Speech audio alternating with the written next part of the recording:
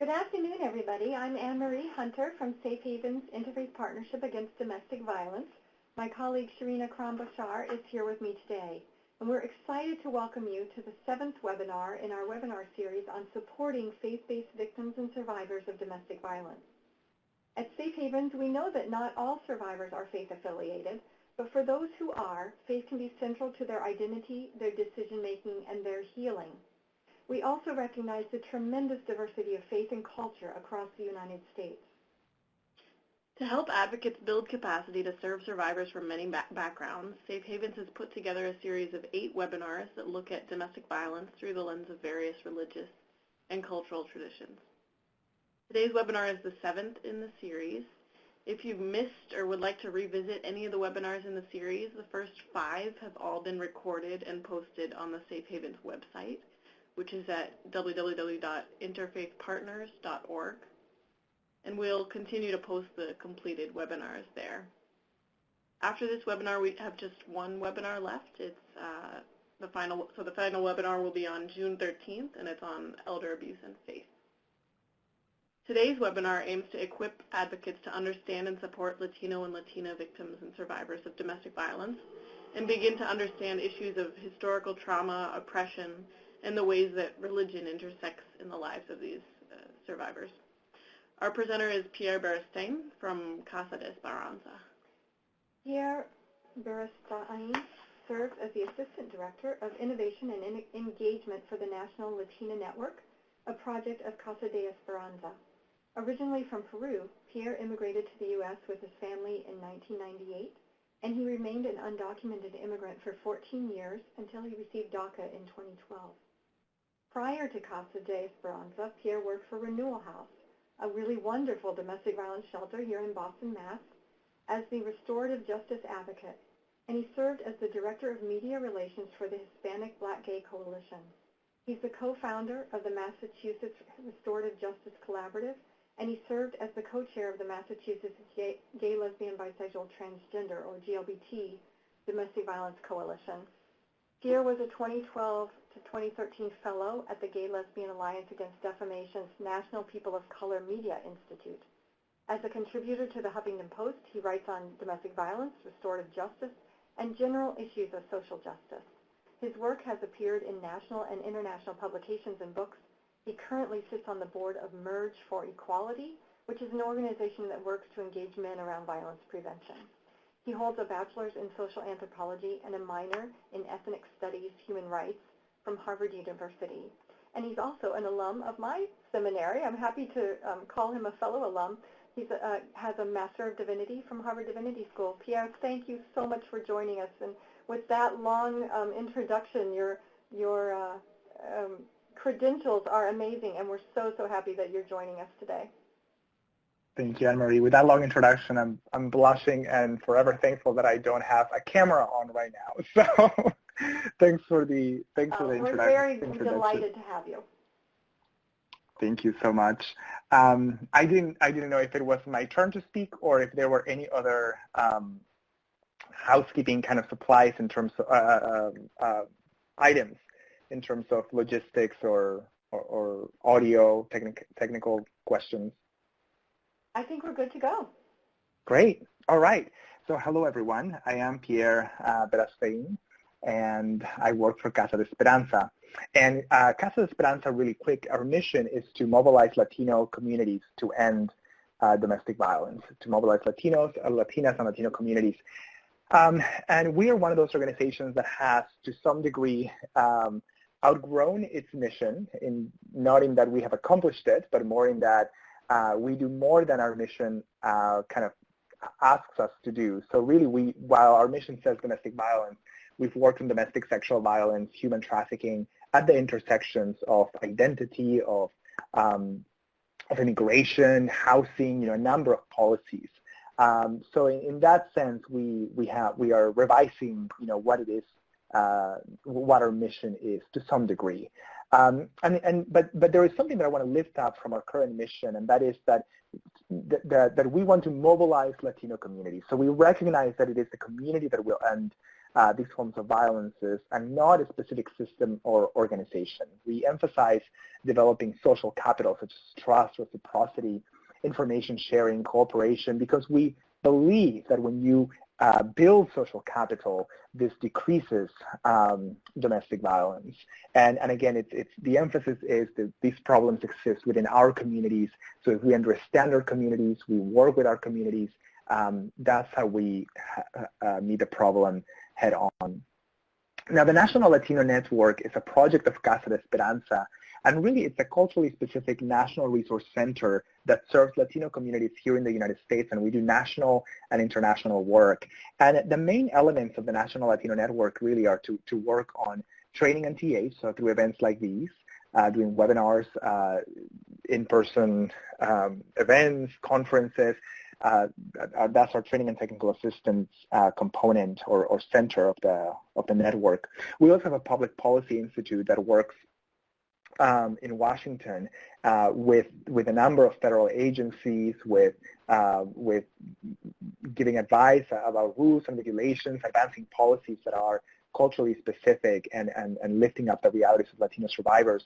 We also have a research center that does an investigation research into the intersections of domestic sexual violence, human trafficking, and Latino identity and Latino realities. We have a communications team that raises public awareness, that produces materials, that serves also as a resource for other organizations that don't have their own kind of communications department and need materials as well. And of course, we do a number of, we develop a number of products, and we do a number of events. So that's a little bit about the structure of the National Latino Network. And before I start, I wanted to share with you some of our social media channels in case there were things that I said that you liked, then you can tweet it. If you hear something you didn't like, then just ignore it. No, I'm just kidding. You can, the entire conversation is up for grabs. And also encourage you to please go ahead and type your questions, your comments in the chat at any point. I'd love to, I might not always be monitoring it, but I'd love to at least be able to have a little bit of a two-way street. I know it's a webinar, and so it's typically unidirectional, unfortunately, given the platform and the limitations of technology, but please do engage as much as possible. The goals for today, we have three main goals, if you will. First one is to create awareness around improving accessibility of our programs or our services for Latino survivors. We want to create awareness on how we can improve accessibility. We also want to contextualize how religion and faith are applicable to Latino survivors of violence. How does identity, the Latino identity, intersect or merges sometimes with religious and beliefs, with religion and faith. And then the other one is to feel more comfortable working with Latino survivors and those with faith traditions by seeking tools and resources that are already out there and that are being developed. And so we're going to be a little bit of going through a little bit of the presentation, kind of contextualizing Latino realities, what faith might mean and how it plays out, and what implications there are for our work. And before we start the actual kind of bulk of it, I want to ask who is in the room. If we can, if we can pull up, there is a poll. Let me see if I can get help from my friend. Oh, there is a poll. If you can just give us your answer really quick for us to know who is in the room, that would be great in this virtual space. I see the responses coming in. Thank you so much. Most of you are advocates. There are some faith leaders in the room, law enforcement folks, social workers. We have others, and the others are being typed in the box. Chaplains, state DV Coalition staff, CCI is here, the Center for Court Innovation. We've done some work with you guys. That's exciting that you're here. State Coalition, well, wonderful, great. Let's see if there are any more entries coming in. This gives us a really good idea. Thank you so much, Mara. Excited to work and have you here as well. Wonderful. Okay, so I'm going to go ahead and close the poll. So we have about, so I can, all right. And then can we show the results? Is that a possibility? Perfect. Well, here's the vote. Here's the to allow. Okay, so can we and so participants can see this, right? We have about 57%, 12 folks who are advocates, about 9.5% faith leaders, 5% law enforcement. We have social workers, about 5%, mental health professionals, 5%, and the rest of you are state coalitions and other wonderful stuff. I'm seeing here we are hearing a lot of echo and double talk. So I want to pause and see if there is a technical issue that we can fix. Can you still hear a double talk?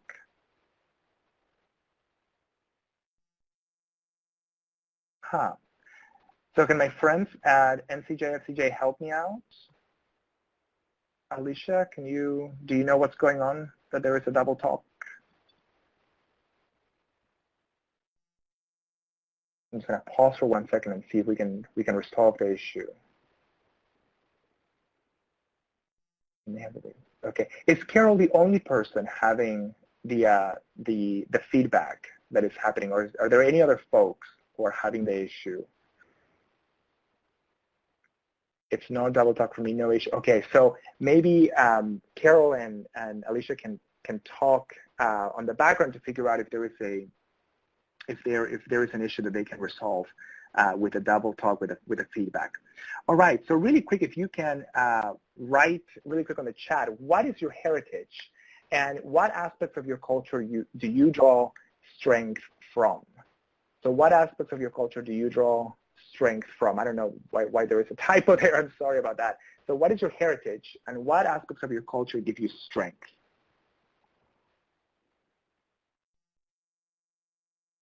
Okay, so here are some of the answers. Church.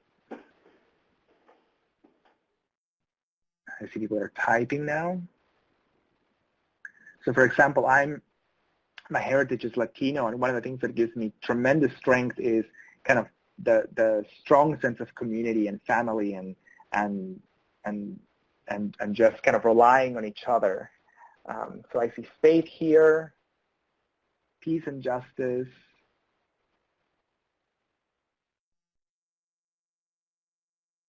Irish American, humor, family, and determination. I love that answer. Wonderful.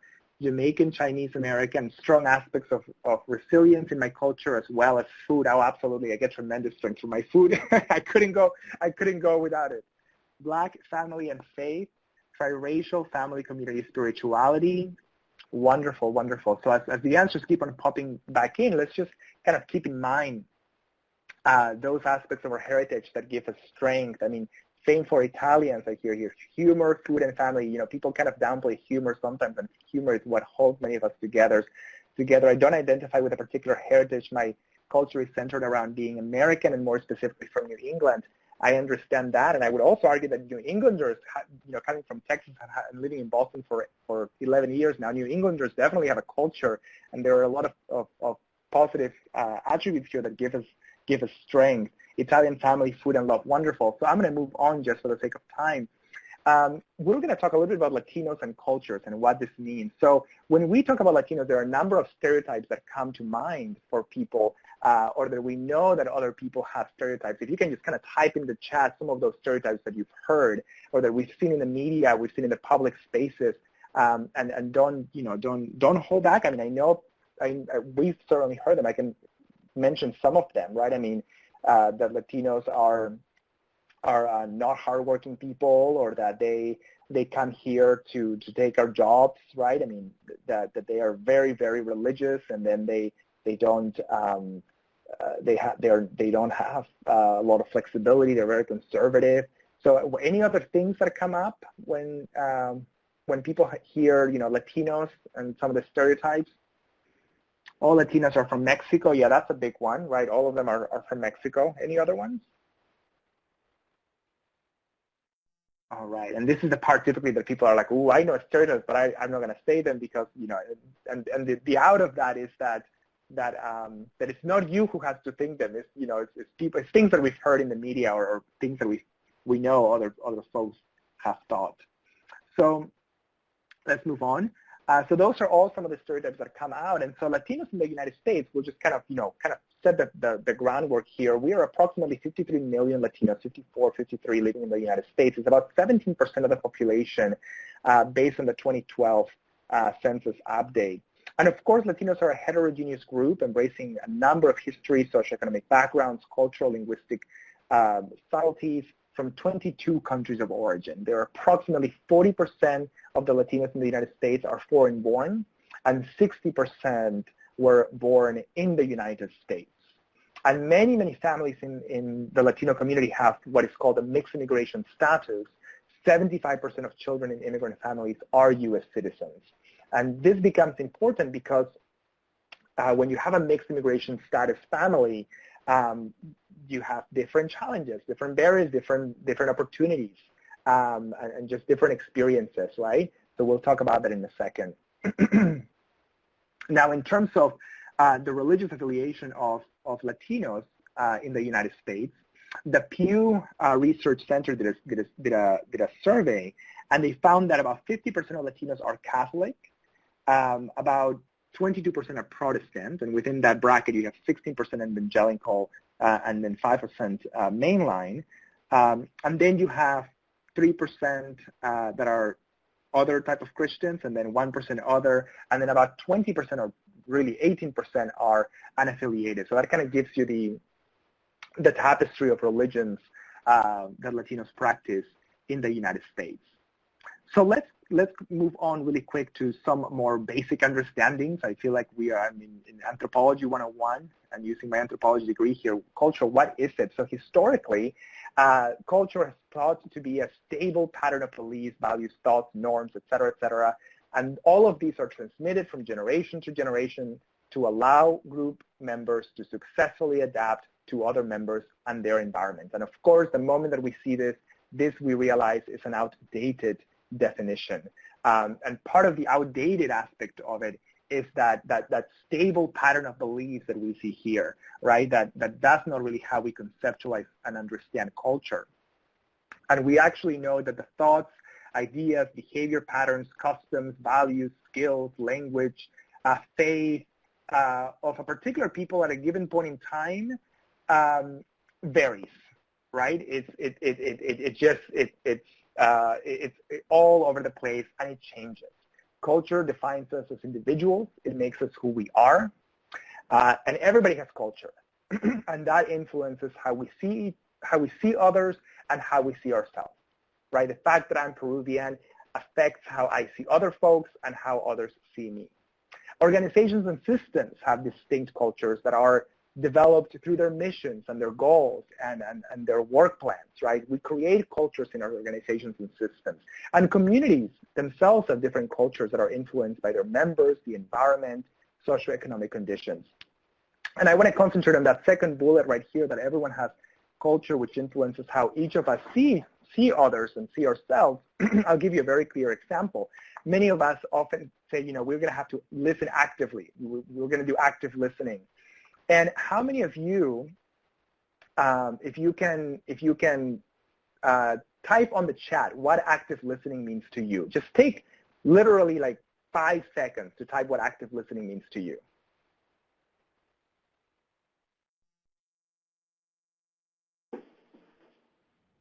Paying attention to the other person. Mm-hmm.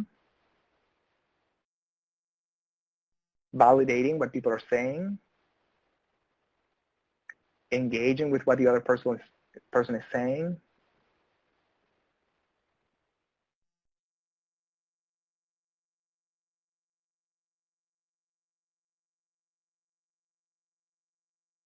So I see here empathy and understanding of another person's experience, hearing and listening with full attention and no judgment, not just listening in order to wait your turn to speak. So wait for your turn, not speaking or thinking about anything. Focus totally on the other person. Then your thoughts. Be involved in the process of hearing what is being told and using nonverbals to indicate attentiveness. Great. So I want to, this is great. It's true. And then oftentimes when I hear active listening, and I've asked, what do we mean by active listening? And people say, well, exactly that. Like, you kind of listen, you don't interrupt, you wait your turn.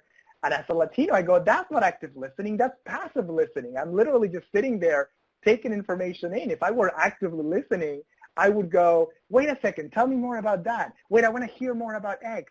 And we would be laughing and interrupting and whatnot. And that's the whole not interruption part. That's what I do when I'm bored. And people look at me funny because they're like, well, that's not what active listening means in the United States. And so it's a clear example of how our cultural, kind of differences of how we grew up, people interrupting each other and laughing and probing and asking for more information, that might be perceived as if I do it in a mainstream kind of setting, people might perceive that as oh, he's rude, or he's always interrupting, he doesn't practice active listening, and so people might receive me, and treat me differently because of that. And similarly, if people are not interrupting me and engaging with me and asking questions, I may think, well, what a boring person. I don't want that person working with me or at a meeting. And you can see how that might, not being aware of that might impact the way that I treat my coworkers or survivors, et cetera, et cetera. So I just wanted to kind of give that example to highlight that second point about culture influencing the way we see each other and ourselves. I also wanted to talk about the dimensions of diversity really quick.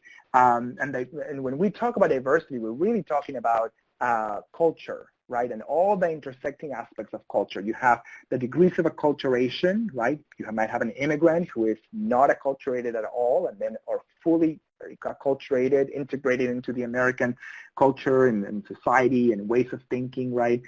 You have intersections of race, ethnicity, sexual affection, or sexual orientation, age, gender, socioeconomic class,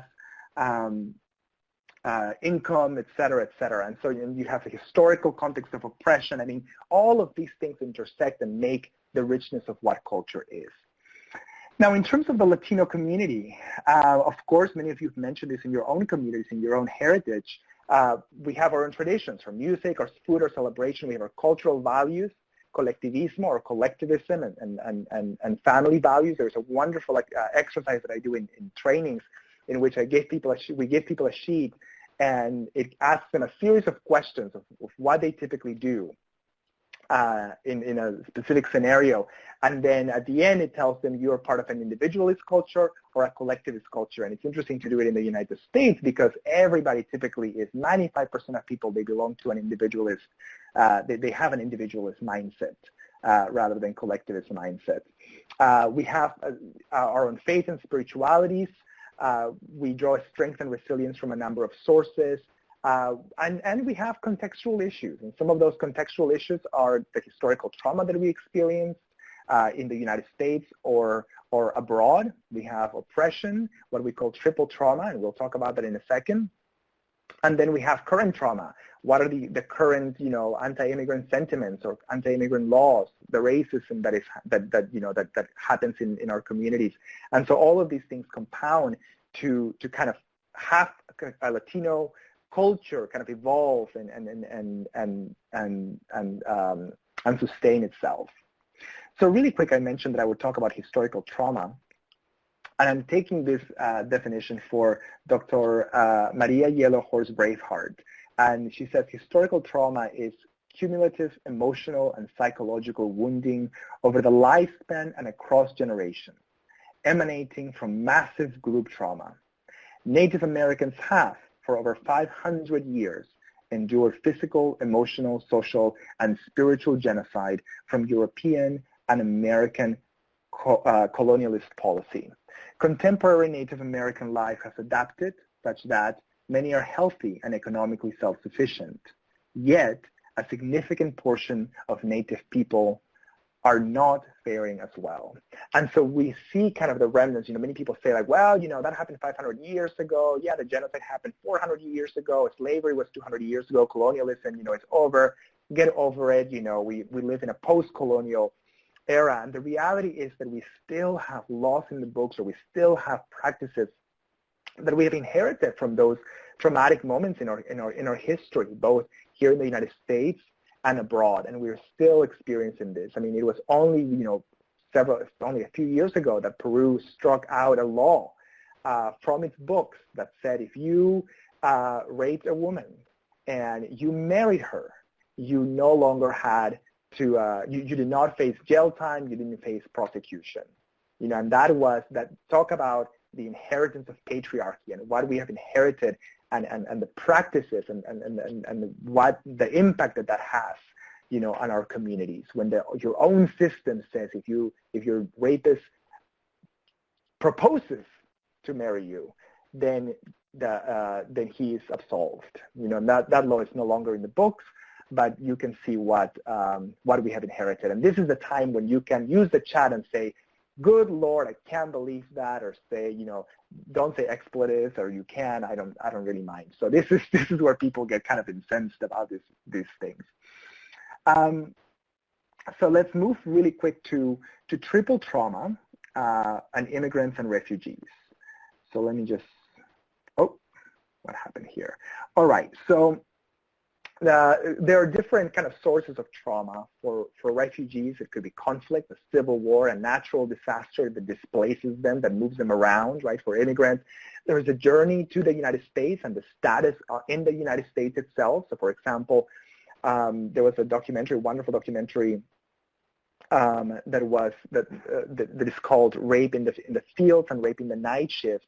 It's bilingual, so if you want to find it and watch it at another point, that's great. It's about basically the sexual assault that migrant workers in the fields, in the agricultural fields, experience, and they cover their faces with bandanas so that perpetrators won't spot them and seek them out and sexually assault them. And that's kind of the perpetual, day-to-day trauma that they're experiencing. How do I protect myself from that?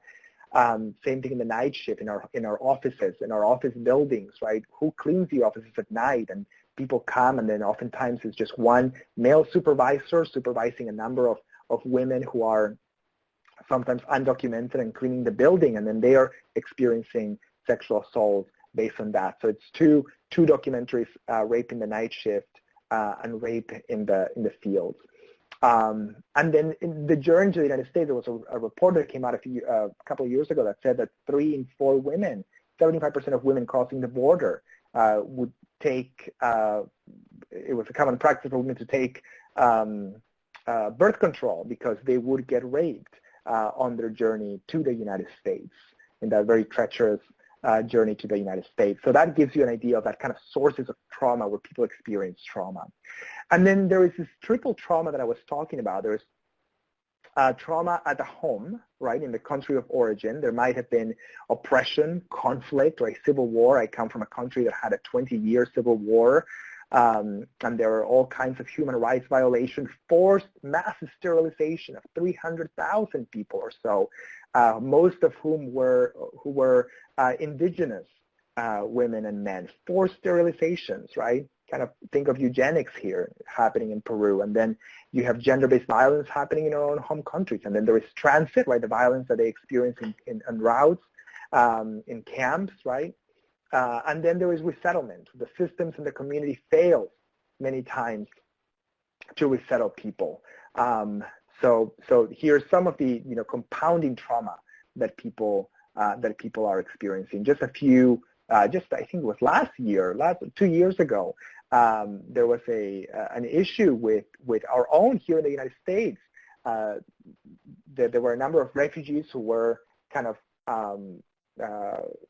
who were let out in community, and then they had been trafficked, and there was no proper follow-up from the authorities. And so that gives you an idea of the trauma that people might be experiencing. So culturally specific communities. Let's take all of what we just talked about regarding triple trauma, Latino culture. What is culture? Oppression? We talked about oppression and what it might look like. And let's kind of talk a little bit about culturally specific communities, because all of this converge into understanding that historically culturally specific communities have not had access to individual services, and you can see why, right? Oftentimes they're so marginalized that access to services is not there. Historical traumas may include abuses by entire systems, right? Oftentimes I remember in Peru, if you had a police officer who came and stopped you, you could bribe the police officer. You could say, oh, here is 10 soles or $3 for the coffee or for the beer after work. And they were like, okay, well, thank you, jefe, thank you so much. And then they would go and leave you alone. Or here's $10 for your dinner afterwards. I'm sorry for the inconvenience. And then they would go away. right? So you have abuses by entire systems. That's just one example. Or as I mentioned, more systemic abuses, systematized issues like forced sterilization of an entire ethnic community in Peru. So here's an example of historical traumas that are perpetrated by entire systems. Mass incarceration in the United States is another example. Then there is collective trauma that includes non-traditional events, such as poverty or discrimination, racism, unjust immigration laws. And I think the non-traditional event is it's a little bit of a misnomer because it is a sad reality that racism, unjust immigration laws, poverty, discrimination are becoming a bit of traditional practices. And we are kind of experiencing that. And so there is a collective trauma that comes out of that. Let's move on to privilege and access. I want to talk a little bit about privilege and access because I think people oftentimes get anxious when we mention the word privilege and we mention the word access. Especially the word privilege has become quite loaded. And it is important to I think, kind of deconstruct this and help and kind of understand that cultures, all cultures, context of privilege and access are created by certain norms against which all other subgroups are compared. In the United States, attributes of the dominant culture include English as a primary language, right? Think about it. You never have to think about if you don't speak English, you don't have as much privilege or access. And just by the mere fact that you speak English, that's a position of privilege, right? And it's also a position of privilege when you travel because many countries are learning English. Many populations in other countries are learning English. Being white brings with it specific privileges, right? Being Christian, right? People don't have to assume a number of things, or they already assume a number of things. The system is kind of built around a Christian framework, if you will. Being physically able, right? I mean, I live in Boston, and my goodness, I cannot imagine having a physical disability sometimes in the streets of Boston, which are often very inaccessible. Being a male, I have certain degrees of privilege. Being economically resourced, I have certain amount of privilege. I'm not heterosexual, but I can, I guess, sometimes pass as heterosexual, and that gives me a certain amount of privilege and access. Having been an undocumented person and having the name Pierre was a form of having some degree of more privilege than my undocumented peers who had the name Juan or Carlos. And the reason I mentioned, and I'll give you one example, I witnessed an accident once, a really bad accident, and then I stayed there and the police officer came to me and asked me for my ID because I was a witness and of the accident. He wanted my take. And so, he looked at my eyes and he said, "Oh, Pierre, Berastain, are you French?" And I said, I have a French background, which is not necessarily, it's not a lie. But he asked me, "Are you French?" And I said, "No, I have a French background." And also my accent is not strongly, stereotypically Latino, if you will. Unless I'm frustrated with something, then the Latino accent really comes out. And so this police officer was like, "Okay, well, thank you so much," and that was it. Another time, I got out of a ticket because of my accent as well as my name. I am confident, and because I pass as white, and so I have a certain degree of privilege and access because of that. Privilege and access arise from having one or more of the previous, this right here in the second bullet, attributes of identity. And privilege includes not having to recognize our own culture as the norm, that we have access to resources, we have access to connections and status. Privilege for one group can create the dynamics of oppression. There is a quote that I really love that many of you have probably heard. It says, "Privilege can feel like oppression if you're equality can feel like oppression if you are used to privilege." I'll repeat it because I think it's a really wonderful, powerful quote. Equality can feel like oppression if you are used to privilege. That is a very loaded kind of a loaded quote. So speaking of oppression, I wanted to give you a tool that you might be able to use in your trainings or in your communities when talking about oppression, because that's another terminology that people kind of freak out about sometimes, and it's such a loaded term. So this is an easy way to kind of distill oppression. It's kind of oppression 101 in 2 slides. So I'm going to reduce oppression to 2 slides. Oppression really, this is what we refer to as a cycle of prejudice and domination, can also be referred to as that. Oppression begins with what is half-truths or misinformation, lies about a person based on differences, right? And this misinformation, this half-truth, these lies, become ingrained in society. And others are thought to be, if you will, deficient because of those pieces of lies or misinformation. And eventually, the target group begins to internalize that misinformation as truth. And then they say, well, if this is truth, then we are different, and thereby we are deficient. We have a deficit. And then what happens is that the behavior is, you begin to have oppressive behavior, prejudicial behavior, and then the myth continues. So let me put this into a specific example around domestic violence.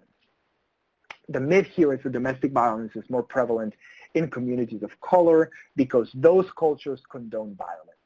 Many of us have heard that myth often. I hear it all the time. The socialization is that more children of color end up in child protection, that there are higher rates of criminal sanctions for men of color, right?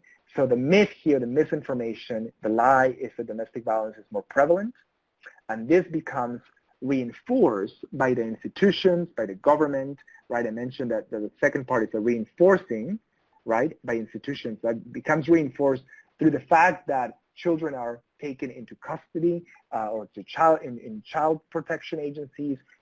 There are more criminal sanctions, et cetera, et cetera. And so then this then becomes internalized, right? Men of color do have higher conviction rates. More children are removed.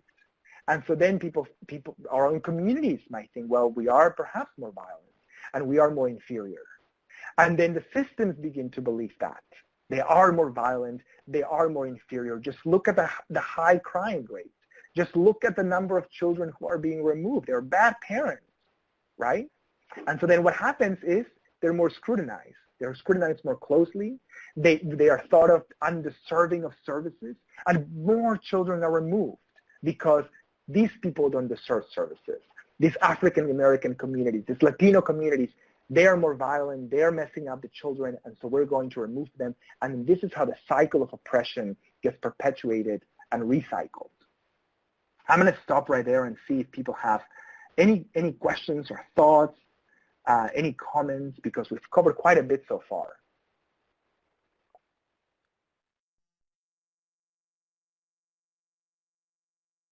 I see someone is typing.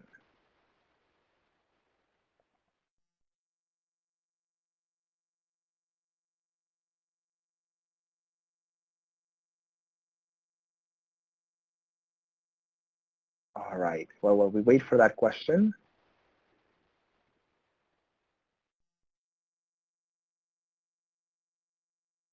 I will move on really quick to barriers to seeking help. And Anne-Marie, I see that you're typing. So all of what we've talked about leads us to a number of barriers, right? For Latinos specifically, so we're talking about to seeking help, right? There are fears of the police and of the judicial system, of deportation, of social services and child welfare agencies. And you can see why, right? Oftentimes we work with survivors who come to us and say, no, I don't want to go to the police. And especially around these times, I mean, we've seen a sharp decline in survivors of domestic and sexual violence going to the police. We've seen reports from Houston to Los Angeles to, I mean, everywhere in the United States, chiefs of police are saying fewer survivors are coming forward because of fear of deportation. People fear child welfare agencies. The example that I gave you previously around the cycle of oppression, you can see why they would fear child welfare agencies, because many people go in with the idea that, many of the workers have the idea that, well, we're going to remove brown and black children, and then they get removed, right? Then there are also linguistic and cultural barriers. Many people are non-English speakers, or they speak English, but they're not fully literate in English. They can't read or write English, but they can speak English well. And so, so this presents a number of linguistic barriers. The cultural barriers, right, are also there. Discrimination, either individual or systemic discrimination. There are economic and employment challenges, right? And then there is isolation from family and communities. I remember when my family moved to the United States, we felt isolated to a large degree because we didn't have our core community from Peru, right? And so it becomes more difficult. I'm going to stop here really quick. I'm going to read what Anne-Marie said. She said, this justifies removing children, and then those children miss out on the acculturation they would have had in their families of origin. So perhaps by removing more children, that too is a way of separating people from their culture and traditions and perpetuating historical trauma and oppression. Absolutely, that's a fantastic point, right? Oftentimes the system itself will perpetuate historical trauma and oppression because they're removing children who might have become acculturated, and then they continue to perpetuate this cycle. Other barriers to, and I see other people are typing as well, so I'll monitor that. Other barriers to seeking services: the lack of physical and geographic security for survivors and their children, right? Oftentimes survivors don't have the physical security. Or if you think of the way that we structure shelter, it's oftentimes for the mom and the children, right? But what happens if you are a Latina survivor who lives with your mother, right? Your elderly mom and your children? You would never leave the house and leave your mother behind with the abuser. What would you do with your mother, right? The shelter will need to accommodate your mother, you as a Latina woman, and your children. And so that creates a physical barrier, if you will, to security. I see Mara is writing, reports on sexual violence in Los Angeles have dropped 25% and 10% for DV as compared to the same period last year. Yes, absolutely. In fact, we have a document that I can send at some point during the webinar that synthesizes all the information around the drops all around the United States. In Houston, in Los Angeles, and all over the United States, we've seen a drop. And this could be a good advocacy tool as well, because it has a number of quotes from different authorities in their own communities who are realizing the impact that it has had on immigrant families and survivors of domestic and sexual violence. Of course, there is fear of losing their children. The mixed immigration status within families brings a number of child custody issues and challenges, and understandably so. There are a number of fears around that. There is misinformation about immigration status, and the options often prevent survivors from seeking help. In fact, we have had a number of shelters ask, can we be prosecuted for harboring immigrants, if undocumented immigrants? Can we be prosecuted for harboring them under some of the sanctuary cities? And the answer that we are giving is that's highly, highly unlikely, if not almost impossible, because of the VAWA confidentiality rules that say that you have to serve all immigrants. The FIPSA office from HHS has also indicated, non-discrimination policies in VAWA and in FIPSA, Family Services Protection Services Act, indicate that you cannot discriminate based on immigration status for life critical services. So there are a number of policies, but again, shelters are wondering. Oftentimes it's the advocate on the line who answers a phone call at 3 in the morning from someone, or 9 p.m. And it's the only staffer, and it's an undocumented person, and that staffer is misinformed sometimes, and they will say, well, if you don't have a Social Security, you can't come in. And so it's important for us to correct the misinformation and then really train all of our staff so that they know, that really non-discrimination policies have to serve all survivors. I'm going to stop right here for 1 second and see if there are any questions or comments. All right, seeing no typing. I'll move on to culturally specific communities. There is an individual and collective factors that have buffered the effects of collective trauma. So we have already spoken about all the difficulties and challenges and issues and trauma that people experience and why they might not be seeking help. I want to concentrate too on the strengths, right? We mentioned strengths. We opened the presentation with some strengths, and there are a number of factors that are buffering the effects of collective trauma. The cultural traditions, right? I mean, we have them in the United States, coming together for Christmas, coming together for religious holidays, coming together for Thanksgiving, family reunions. Family reunions it doesn't happen everywhere in the same way that it happens in the United States. And I've experienced it here in the United States in a different way than I experienced it in Peru.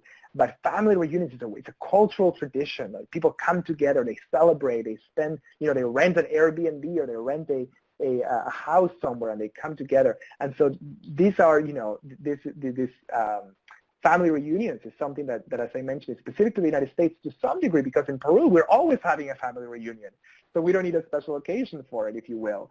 But these are kind of the cultural traditions that end up really buffering some of the challenge that we're experiencing, right? It's strong cultural identities, right? We identify as Latinos, as Peruvian, as Italian Americans, and if we think of what our ancestors, I saw some folks here are Italian American, they're Irish descendants, and I just think of the difficulties, the challenges that our ancestors, that are, the folks who came before us from Ireland, from Italy, experienced, the challenge they experienced, the discrimination they experienced, and then what got them through, right? The strength of community, their faiths, their families, and that's what got them through living in the north end of Boston, which was, not a wonderful place to live at the time, and et cetera, et cetera. And so there are strong cultural identity factors that really play a role in buffering discrimination and systemic issues. And our cultural stories as Latinos, we pass on cultural stories to our children. We're a storytelling culture, and that, we draw strength from that. And our communities provide tremendous amount of healing. Right? There is individual strength, there is collective knowledge and wisdom, right? And we believe in that the universe restores balance. I don't want to say we as Latinos, but some Latinos, many Latinos, we believe that the universe restores balance oftentimes. And all of this, I want to kind of cap it a little bit by saying we have what we call, the Latino family tree, really is what is the nopal. And the nopal is this tree that looks like a cactus, kind of, like this. And there is a link there that you'll get from when you receive the webinar. But the concept here is beautiful because the nopal tree is one that flourishes anywhere that it is planted. No matter where you put it, the nopal will flourish. And I feel like for a lot of immigrant communities, whether you're Latino or Italian, Irish descendant, German, that is true. Yeah, as humans, we flourish where we are planted. And that is a strength that we have also as in the Latino community. Here are some of the contextual factors we've talked about, right? There are cultural values, there are economic factors, immigration and anti-immigrant environments, religion and spirituality, in which we'll go into it a little bit. And here are just some of contextual factors that we want to keep in the back of our minds. I see some people typing. I don't know if there are questions. If there are, please go ahead and send them. We'll keep track of them. I want to jump now to a section around Latinos and domestic violence. So I'll start by saying that the number of studies examining DV in the Latino populations is growing, and that's great. But research on the issue really remains very limited in terms of quality and in its breadth. And there is a lot of misinformation. I mean, again, the myth that Latinos experience more domestic violence than other groups, that's perpetuated on a constant basis by even mainstream big organizations, right? So, and that's not grounded in reality. The most prevalent information published in Latino populations must be considered within the context of how this information was collected, the types of questions that were asked, the social and community conditions where the research was obtained, right? For example, think of the new immigration laws that are happening, right? So all of this colors the data that we obtain. And so we must look at research with that, with that understanding, with that kind of point of view. The latest research from the CDC, the Center for Disease Control, says that 1 in 3 women in the United States experience domestic violence. For the Latino population, it's very much the same. It's 1 in 3, unfortunately. And so, it's important to understand the research in its context and not just kind of quote things without contextualizing things.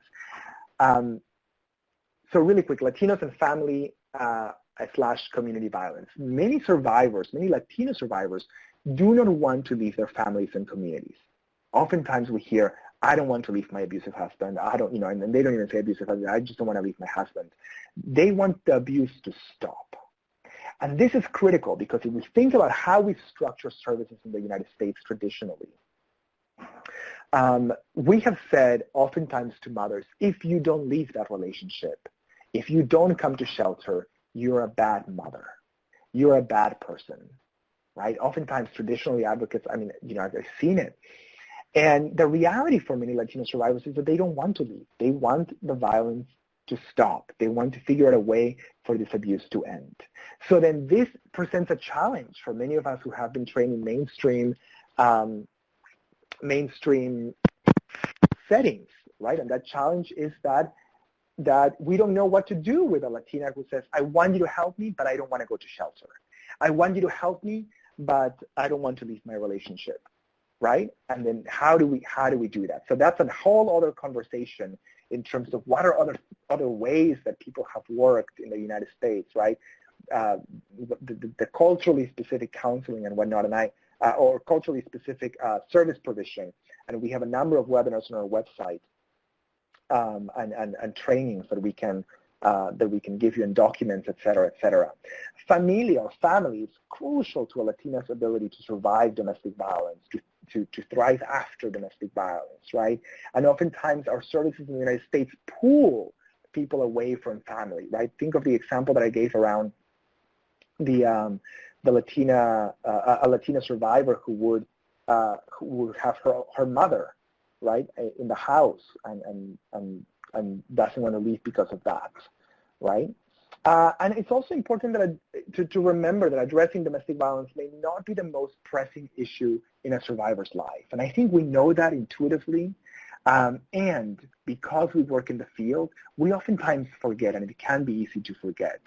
And so it might be immigration status, it might be healthcare, it might be school for the children. Those might be more important factors in a survivor's life. And then domestic violence is one of them, but that's not the one that is the most pressing issue. I'm going to stop there for 1 second and see if people have any questions before I go into the next section. That also allows me to take a drink of water.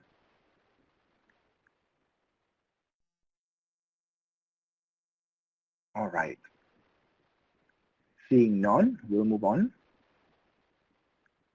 All right, so let's talk about religion and Latinos. Let me just jump into this part of the presentation by acknowledging that this is a complicated topic, right? I mean, I put here, isn't this a complicated slide? Because it is a complicated topic. And it is complicated because Latinos practice a number of religions with vastly diverse theologies and cosmologies that lead to very different results or strategies to cope or to manage violence, right? To cope with violence.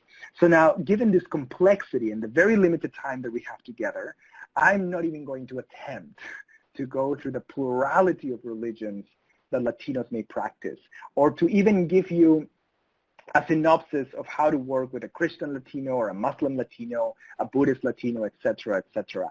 Instead, really, my hope here is going to be to give you a series of tools and questions to better understand how religion and religious identity really might play a role in a survivor's life. And perhaps this, my hope is that this will help make religion a little bit less intimidating for some of us who sometimes think, feel like religion is intimidating. So I want to start by talking about religion as what many theologians call the 3 Bs, and that is really belief, behavior, and belonging.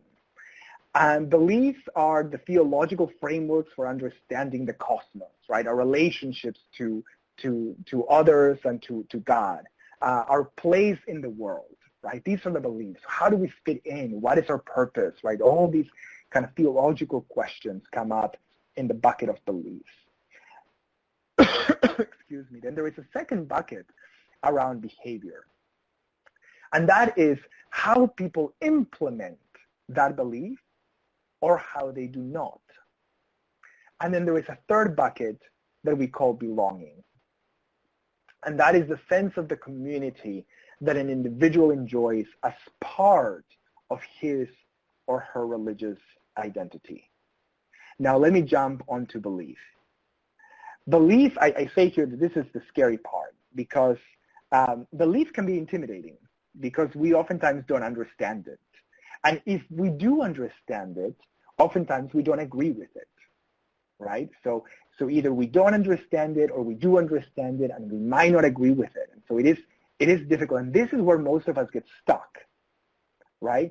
We can easily dismiss religion, I think, because we don't agree with the beliefs or the canons that drive a person's religious identity. But if we are to understand religion in its full complexity, we have to look beyond the belief. And so I included here some examples of the things that people might think that we might not agree with. People might believe, they might believe based on their religion, whether it's correct or not.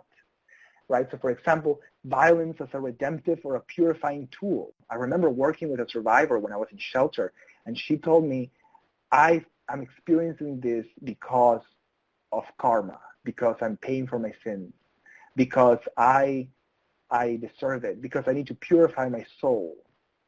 And that was really difficult for me, very difficult. And you know, I was glad that I was in divinity school and I was able to engage with that, but those are really difficult conversations, right? Another example that I included here is, you know, where does life begin? That's a big one, right? It leads to a number of implications, of the political implications, if we decide where life begins and it doesn't. Loving thy neighbor, you know, we might think that this is a no-brainer, right? Here's a belief that all of us are like, yeah, well, you know, love thy neighbor. And the answer is, well, you don't have my neighbor, you know? And so then obviously all of you say, well, you know, all of us have that neighbor. And it becomes more complicated. Obviously, I'm joking when I say that.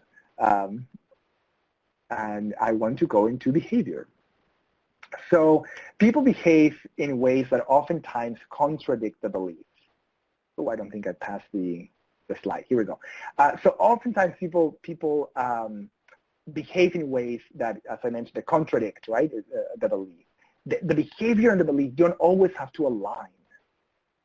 People, in fact, negotiate beliefs because beliefs are oftentimes open to interpretation, right? I said, love thy neighbor, yes, but he's not loving me back, right? Think of obey your parents, yes, but my parents are wrong, right? Here are two canons of at least the faith where I grew up in, right? Love thy neighbor and obey your parents. And I negotiated that all the time. I've had arguments with my neighbor. I've had arguments with my parents, and I haven't obeyed them. I haven't been the best son, right? So my behavior didn't always coincide with my beliefs. And people negotiate beliefs because people hold many beliefs. So here's one example. 54% of U.S. Catholics favor same-sex marriage in 2013. Here's another one. And this is from the Pew Research data is where I'm pulling it from. About a third, 33%, say that homosexual behavior is a sin.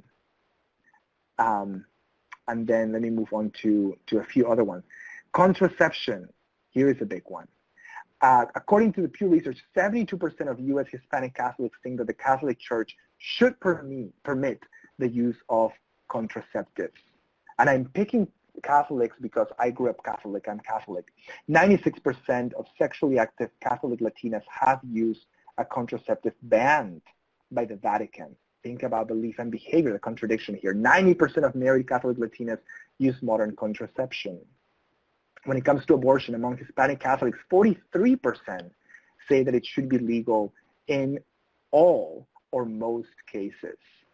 And so that gives you an idea of people's behaviors, oftentimes contradicting with their beliefs. I want to move on to belonging. And I want to start here by, there was this lovely heart-moving note that a person circulated on Facebook.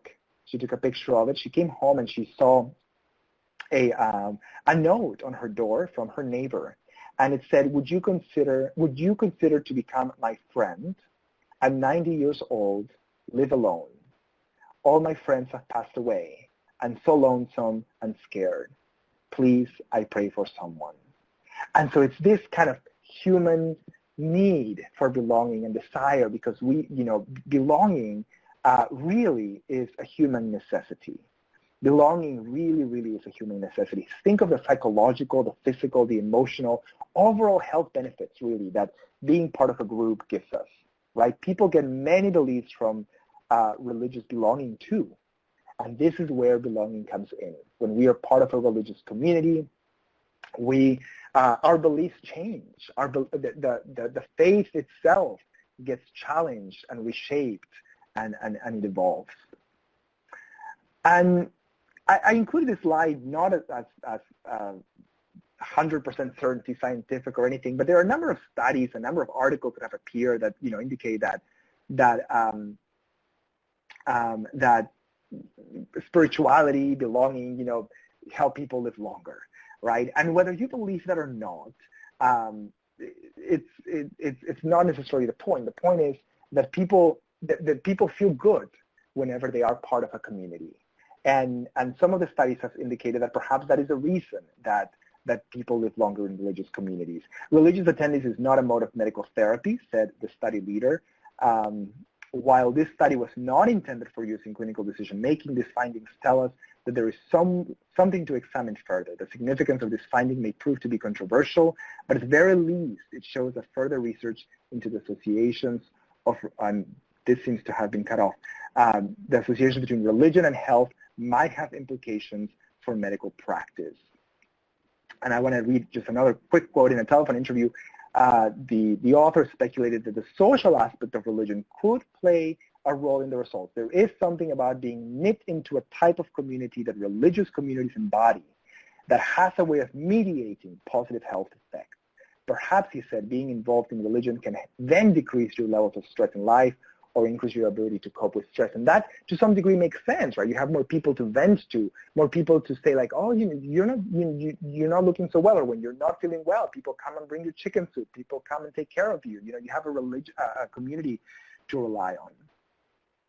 So I'll say that people have their own reasons to belong to religious communities, just as we belong to meeting clubs, tennis clubs, service-oriented organizations, choirs, etc. People have different reasons to be part of religious communities. And religious communities can provide tremendous emotional and psychological support, and oftentimes real physical safety. Oftentimes survivors feel that shelters offers, that we offer comfort for 3 months in shelters. And spirituality really can last a whole lifetime. And that's why people oftentimes really do rely on religion. I want to, I started this by saying, religion is complicated. I mentioned, we've talked about belief, belonging, and behavior to kind of deconstruct religion a little bit. And I want to put it into a context. So let me just put, those concepts of belief, belonging, behavior within a story, within a narrative. And it's really Maggie's story, who has given me the permission to share. And really, this is the story of my own mom, who suffered, to some degree, emotional and psychological abuse from the part of my about her clothing, her intelligence, her beauty, her psychological abuse. And this happened over a period of 10 years. Now, I know that my mom always felt challenged and to a large degree ridiculed. And I know that took a toll on her self-esteem, but she also had her religious community. And that's where I'm trying to bring this in. It was a group of what she called hermanitas, or sisters, and they counseled her and supported her. And this was her belonging aspect of the religion, right? Being part of that group. And they would say things like, you're there for your husband and your children. What if he drinks? Just pray. You're a strong woman. You believe in God. And he put you there in that marriage for a reason, to help them, my dad's family, and your husband to come closer to God. Here were all the points of belief, right? And I think that you see here in these comments alone, you get a series of beliefs that you might disagree with. I might disagree with. But I cannot tell you enough how important it was for my mom to have a group to belong to, and that it gave her continuous strength. It wasn't so much the beliefs themselves, but more so the belonging, the community that got her through. And because she wasn't getting it from my dad, right? I mean, my dad is a great man, but his family wouldn't always interfere and would always meddle in the marriage, and he wouldn't, step up to kind of say enough. And so in that sense, there was that separation that my mom felt, and she would go to the religious community. So she did endure those comments for many, many years. And even after immigrating to the United States with my dad and my sister and me, the family, as mom would say, still meddled in their marriage. They would say things like, why isn't she working already? Why is she staying at home? Has she learned English yet? Right? And they always seem to have opinions that to some degree might or might not have influenced my dad. So now as immigrants, obviously we already had a number of challenges, but from the very beginning we found tremendous strength and support in our religious communities. Again, we belonged to a religious community, a faith community. They donated us the mattresses we slept on for many, many years, a TV, they helped us, get our grounding. And so it was they who gave us, as I mentioned, our mattresses and welcomed us and made us feel part of the community. They were our first friends, and they were the ones to help us navigate quite complicated systems like the educational system or the healthcare system.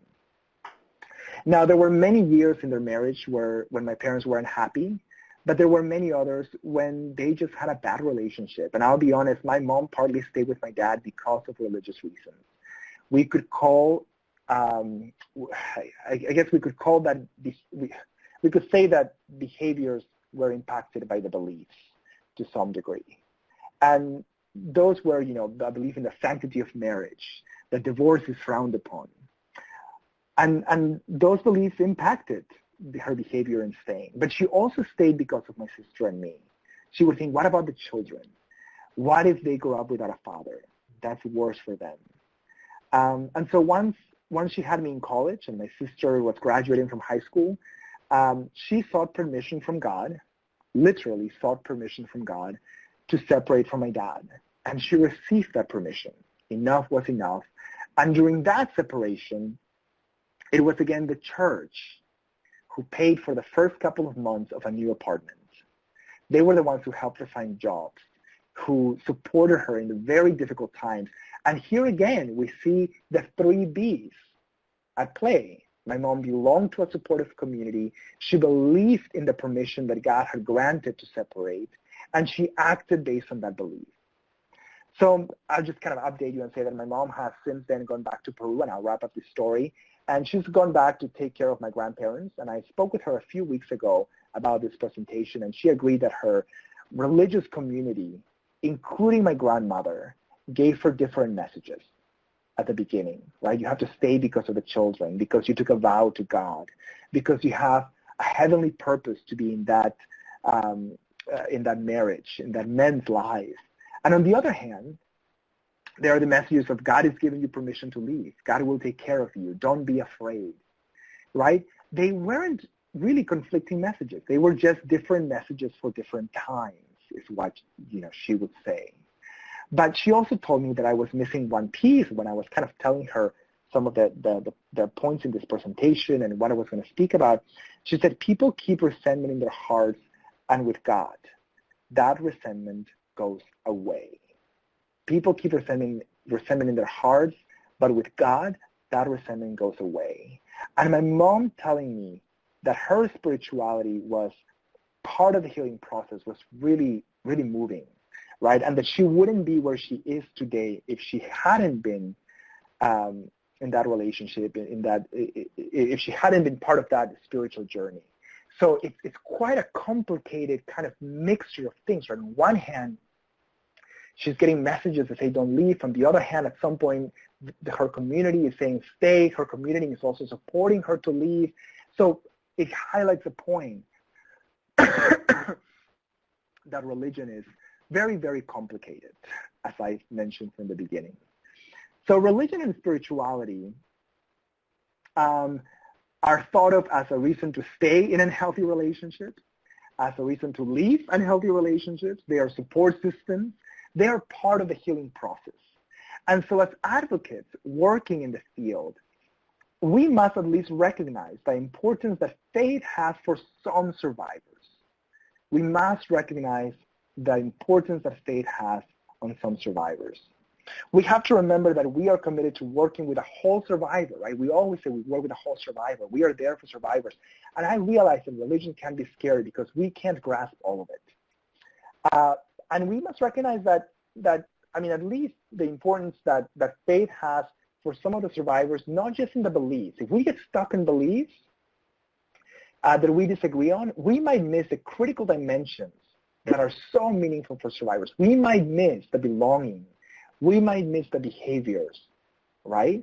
And so my invitation today is that we move past the beliefs, or we don't just concentrate on people's beliefs. When we're working with a survivor who's talking about her religion, who is telling us things that we might fundamentally disagree on. Oftentimes, advocates will say we can't talk about religion, or they're not comfortable talking about religion. And I'm here to say you don't have to be an expert in a Latina's religion. You don't have to be an expert or a theologian to be able to engage with a person's religion. You just have to ask questions about about belonging, and about behaviors, and yes, about their beliefs. Think about it when I started this presentation by saying, what is your heritage and what do you draw strength from? What if we flipped that question and we said, what is your religion, and does that give you strength? How does that impact the way that you behave? Do you have a religious community that supports you? What does that look like, right? We just have to go back to our deep sense of belonging that we have as humans and ask questions and engage with survivors from that space of belonging. And you might say, well, we aren't experts, and that's true. No one expects us as advocates to be experts in different religions. So here's some tips that I wanted to share. First, be non-judgmental. We already do that all the time, right? In our work, we come with people come with heavy burdens or heavy stories, and we are asked to not be judgmental. Same thing with religion. When people share beliefs that we might not agree with, or we might not like, this is an opportunity for us to continue practicing non-judgment. Another tip is to connect religious leaders and communities, right? Finding who are those religious leaders and religious communities that have a similar view of safety, of how domestic violence is not acceptable in our communities, et cetera, et cetera. And they are there. I mean, one of the things that I know is that oftentimes people say, well, no, those evangelical communities, there is no way, they just believe that you should stay with a husband, never separate if the husband's abusive. Interestingly so, many evangelical leaders have said, here's an example. I've heard them say, the man is the head, like Jesus was the head of the church, and the church respects Jesus. But if the head does something to disgrace the church, if the head does something to disgrace the marriage, then you don't have to follow your husband. they're using kind of a theological language to say abuse is not okay. We might not agree with that framing, but hey, this is a language that many of these communities might be using to let parishioners know violence is not okay. I also want to say to keep an open mind and seek materials and resources. And here I've listed just a few resources or organizations that you can take note of and find online, and there are a number of resources that you can find. I mean, Safe Havens has webinars and fact sheets. I send them myself to people. Sisters Against Abuse, Faith Trust Institute, Jewish Women International, Peaceful Families Project, Connect New York City. So go ahead and find that. Just Google it and you'll find it. I also want to mention that questions are normal.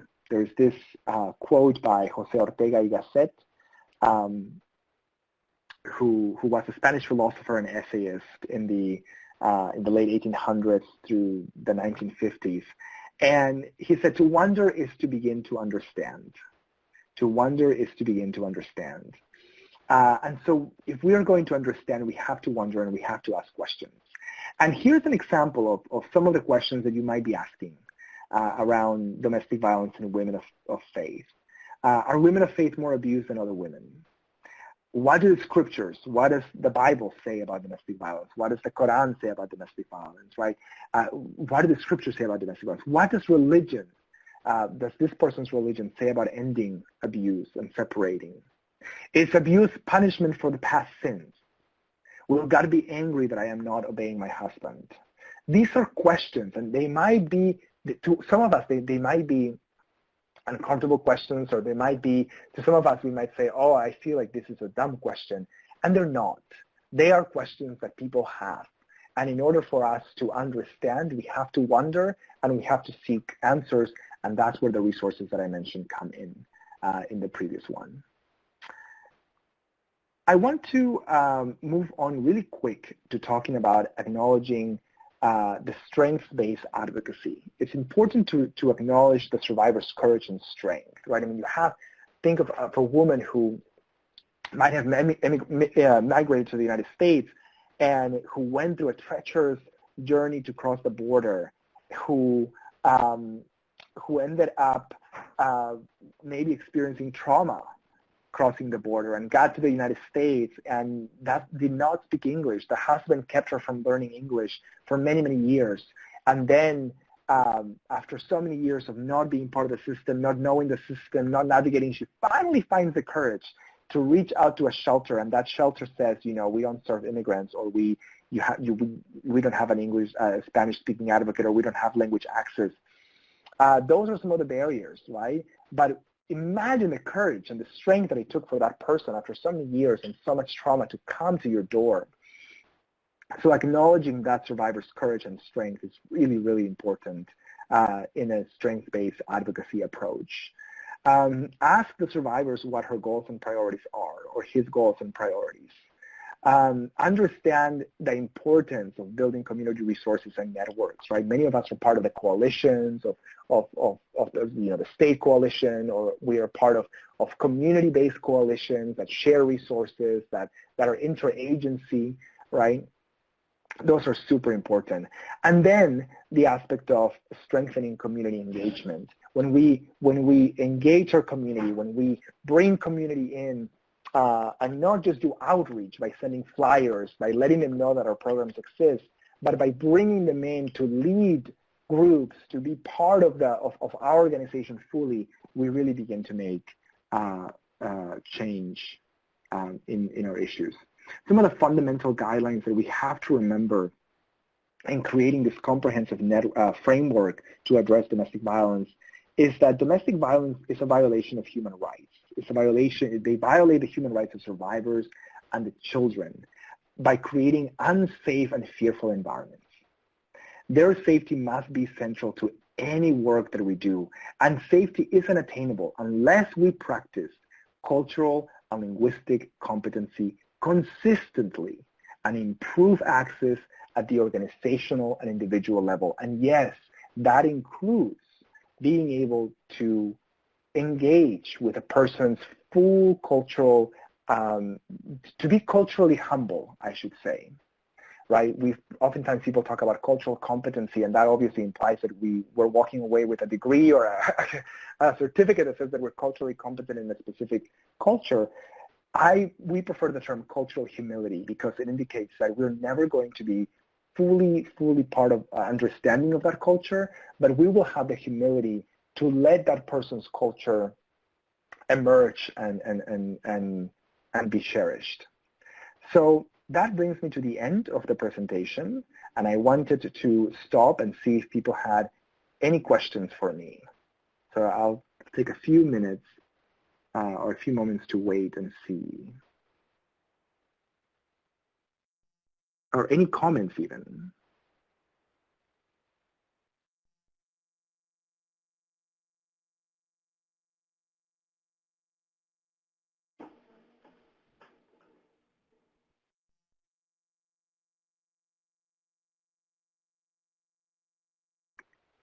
Here's a question. Could you speak a little about Jewish or Muslim Latinas and how culture and faith interact when dealing with abuse in these cases? Wow, that's a loaded question, and I appreciate the question because I didn't want to necessarily concentrate on specific, Christian Latinas, Muslim Latinas, Jewish Latinas, because one, I'm not an expert in all religions, and two, it depends. It depends on, and I hate giving an it depends answer, and oftentimes my answers are it depends. It depends on the community, on the community they belong to, right? The branch of, for example, of Islam that they might practice, right? So I would not want to venture into making assumptions about Muslim Latinas, Jewish Latinas, but I want to kind of talk about that second part, how culture and faith interact when dealing with abuse in these cases. Suffice it to say for now that faith, culture, identity, language all play a role in dealing with abuse.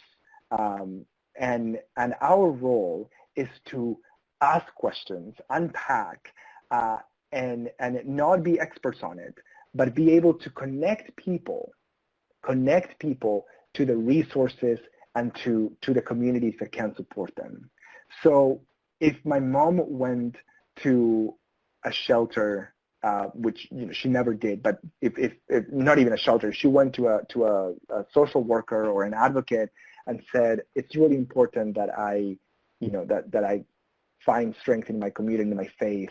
And they said, no, we don't know any of that. We don't know who to send you to or anything. We don't know any about that. That would have been a door that was shut.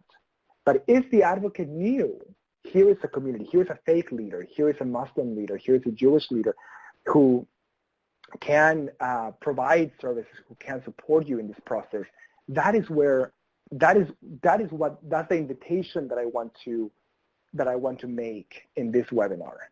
That we don't have to be experts in something, in a faith, but we do have to at least know the resources and the folks that we can connect people to and not be judgmental. So I know, Alicia, that doesn't fully answer the question on purpose because I don't want to kind of appropriate knowledge that I don't have. Denise, thank you so much. It's an excellent presentation, really well paced and ended with some concrete tips. Thank you, and thanks to my mom for allowing me to share her story to tie some of the things together. I'll make sure to let her know. Thank you. And I see someone else is typing, so I'll just wait a second.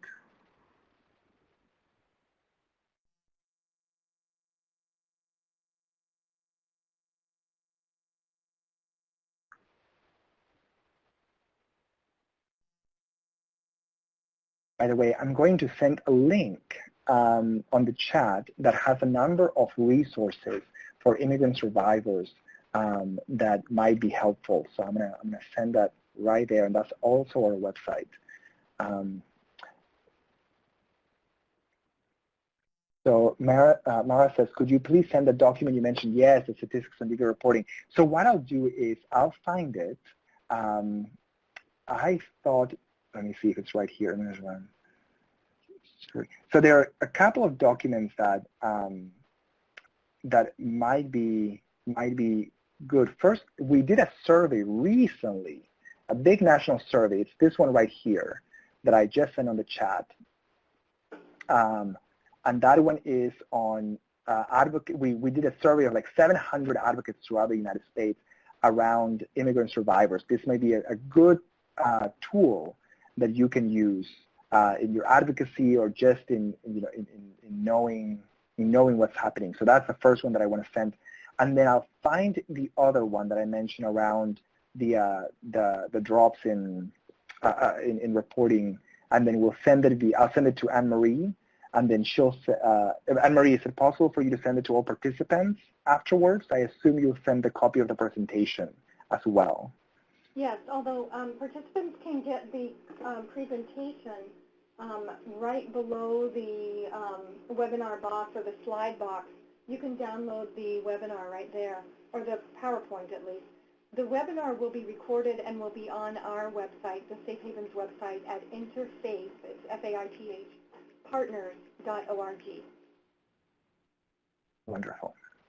And we also have the ability to send things out to everyone who registers. Thank you. So I will find that and send it over. Okay, perfect. Great. Thank you so much. And if there are no more questions, it was such a pleasure to be with you and spend some time. I hope this was useful. I know there is an evaluation, so I look forward to hearing that or reading some of the comments. And I'll pass it back to Anne Marie for any closing comments. Okay, thank you so much, Pierre. That was just really outstanding. And here, I should back up on that one. There is Pierre's contact information if anyone needs it on that slide there. And of course, Casa de Esperanza and National Latina Network. There's only one more upcoming webinar in our series, and that is on June 13th. And Safe Havens will be presenting about elder abuse and faith. And we all look forward to seeing you there. I hope you all will continue with us through this journey. It's been an amazing webinar series, and Pierre, you have really contributed a strong element to that, and I really appreciate it. And I guess, Shireen, do you have any other final comments? No? No, thanks, everyone. Okay, thanks, and we'll see you next time.